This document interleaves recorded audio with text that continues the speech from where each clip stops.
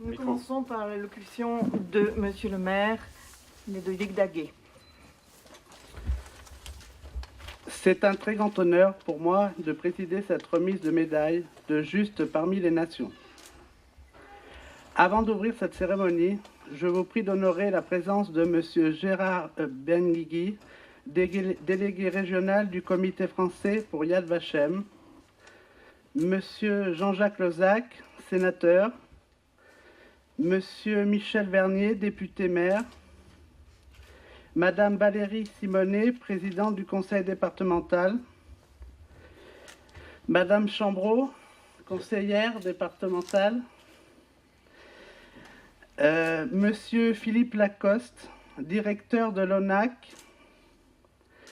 Mesdames, Messieurs les maires, et je vous prie de bien vouloir excuser Monsieur le préfet qui a été retenu par ses fonctions. Sans oublier bien sûr la présence de Madame Beverly Margoli, qui est devant moi, venue spécialement des États-Unis pour cette cérémonie. Mesdames, Messieurs, en vos grades et qualités. C'est en 1918 que la famille Bienstock, d'origine polonaise, arrive en France. Léontine Parcelier, vivant à Paris, rencontre Jacques Bienstock. En 1927, David fait l'armée et à sa libération, il reçoit ainsi que sa famille et la famille Davidovitch la nationalité française. Le fils Jacques s'intéresse au sport et joue beaucoup au football. À la fin de ses études scolaires, il devient apprenti en imprimerie. Les années ont passé. En 1930, pendant les vacances d'été, Jacques et sa sœur Clara sont venus en Creuse au bourg de Seyroux, dans la maison de Émile et Marie Parcelier. En 1942, dans Paris occupé, les Juifs doivent se déclarer au commissariat afin que leur carte d'identité soit tamponnée et ils doivent coudre une étoile jaune sur leurs vêtements.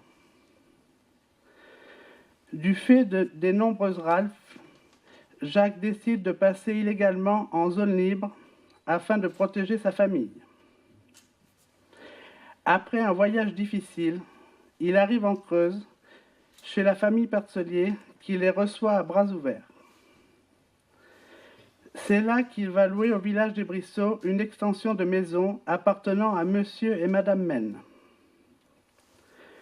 Une fois leur installation terminée, les familles de Jacques et Marie vont venir s'installer.